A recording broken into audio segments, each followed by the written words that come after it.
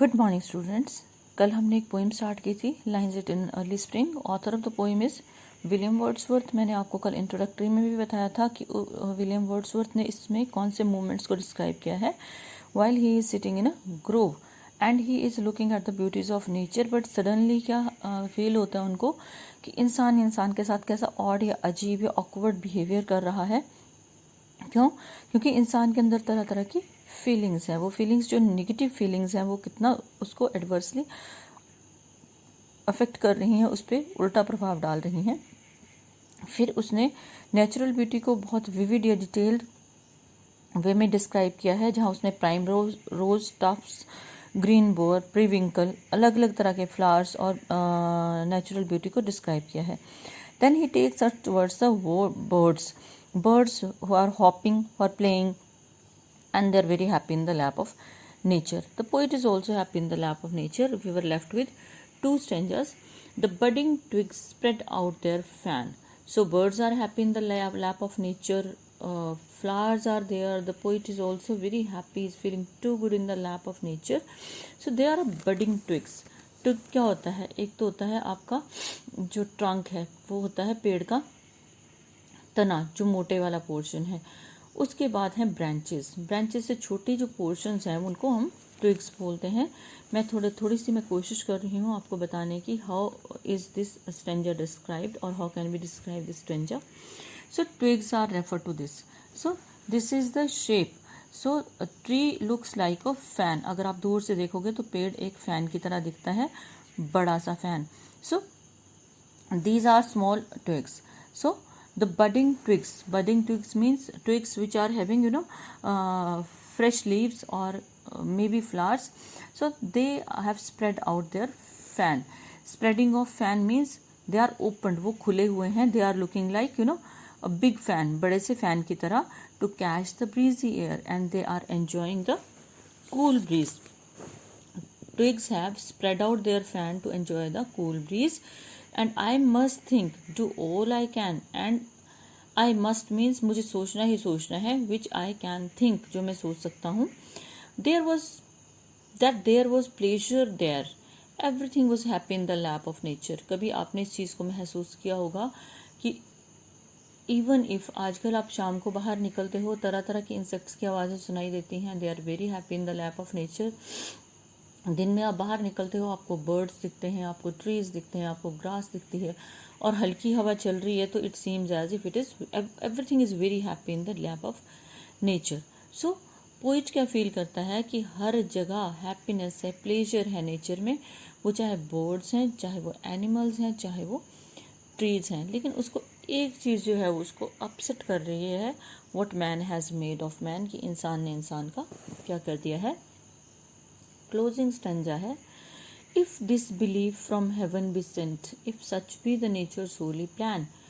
If this belief means विश्वास, heaven means स्वर्ग, कि भगवान ने अगर ये एक बिलीफ दिया है, एक विश्वास दिया है, एंड अगर ये नेचर का होली प्लान है, प्रकृति का ये टोटल प्लान है कि मेरी गोद में एवरी लिविंग बीइंग जो है वो हैप्पी रहेगा। Have I not reason to lament, then definitely I have some reason to feel sad. Lament होता है रोना, दुखी होना। then definitely I have some reason to feel sad what man has made of man, कि इंसान ने इंसान का क्या कर दिया है। people they are feel of jealous, they are feel of anger, they are feel of other factors which are not good, they are filled with ingratitude also। आप किसी के लिए आज आउट ऑफ द वे जाके काम करते हो, लेकिन जो सामने वाला इंसान है वो आपको हेल्प करने के लिए बिल्कुल तैयार नहीं होता। That is called feeling of ingratitude. तो लोगों में जेलिस फैक्टर है, इनग्रैटिट्यूड है, और बहुत सी ऐसी नेगेटिव फीलिंग्स है जहाँ वो एक दूसरे का नुकसान करते हैं। तो आज आपकी ये एक पोइम ख़त्म होगी। इसमें एक चीज़ है which I want to discuss with you, जो मैं आपके साथ डिस्कस करूँगी। आपको आते हैं reading comprehension. Reading comprehension means कि एक पैराग्राफ वुड बी देयर और स्टेंजा वुड बी देयर। ये आपका स्टेंजा है, पोइम में स्टेंजा होता है, और इसमें क्या होगा कि इसमें से आपको क्वेश्चंस पूछे जाएंगे। फर्स्ट क्वेश्चन हमेशा एक रहता है, what is the name of the poem. तो आपको लाइंस को रीड करके नेम बताना है पोइम का। What is the name of the poet, ये आपको याद होना चाहिए। आपको पोइम और पोइट का नाम बिल्कुल आपका क्लियर होना चाहिए।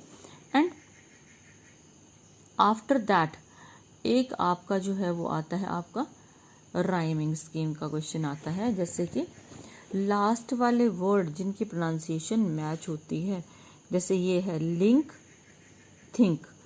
अगर हम लिंक को ए मान के चलते हैं, फाइन, तो हम इसको कैसे लिखेंगे, small A, ran link, ran B, think A, man B.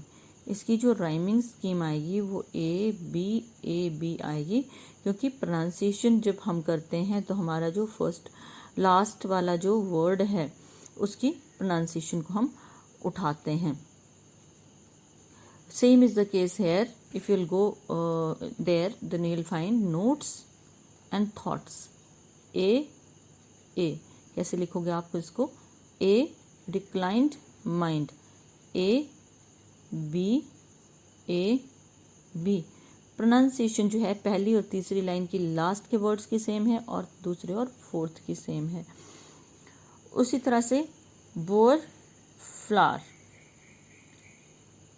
E R आ रहा है लास्ट में, तो A reeds, breathes, bore A reeds to B, flower A and breathes B. Same is the case है। Plate, made, A measure, pleasure, it is plate, measure, plate A, measure B, made A and pleasure B. Same is the case here now. Fan, air, can, there. Fan is A, air is B, can is again A and there is again B. Scent, plan, lament, man. A B।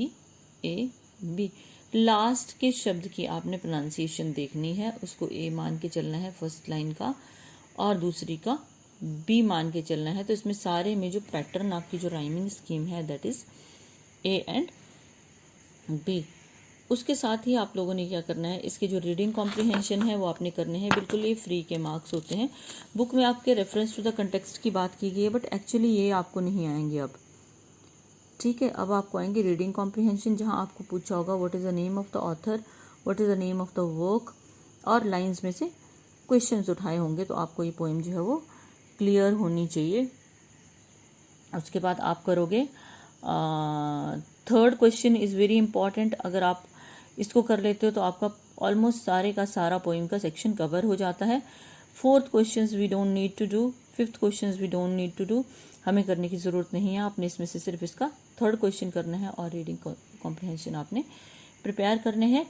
Next lecture of yours would be on Monday, so what you will do till then, आप इस poem को prepare करोगे। इसके अगर कोई queries होंगी, questions होंगे, तो आप लोग मुझसे पूछ सकते हो। मंडे को we will start a story and the name of the story is dinner for the boss, हम लोग शुरू करेंगे। Till then good day.